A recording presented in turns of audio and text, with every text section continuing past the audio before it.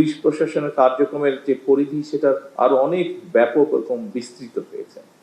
স্বাভাবিকভাবেই বর্তমানের পুলিশের কার্যক্রম এখন অনেক আরো অনেক কয়েক দশক আগে যেমন ছিল তেমন না। বলা যায় শুধু যে মাত্র শহর বা জেলার ভিতরেও সীমাবদ্ধ তাও না।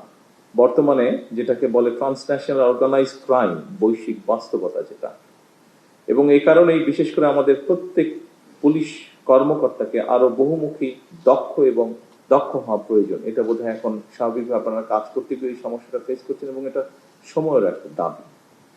এরকম বাস্তবতাতেই পুলিশ প্রশাসনের নির্দিষ্ট কিছু পদ নয়, বরং আমি মনে করি প্রত্যেকটা পদই অত্যন্ত গুরুত্বপূর্ণ, প্রত্যেকটি পদ যার যেখানে যেই পোস্টিং আছেন আপনি।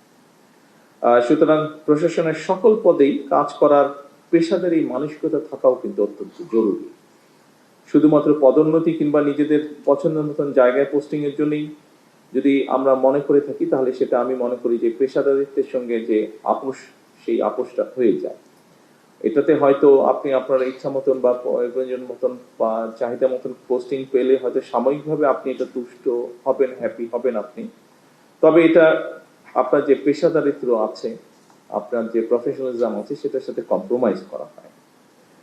সেজন্য আপনাদের কাছে আমার বিশেষ আহ্বান থাকবে যে পুলিশ প্রশাসনে আপনাদের উপর যার যেখানে দায়িত্ব ভার অর্পিত হয়েছে সেই কাজটি গুরুত্ব সহকারে দয়া করে পালন করবেন, এবং তাহলেই আমি মনে করি ধীরে ধীরে আমরা অবশ্যই একটা দক্ষ, গতিশীল এবং পেশাদার পুলিশ প্রশাসন ধীরে ধীরে গড়ে তুলতে পারবো।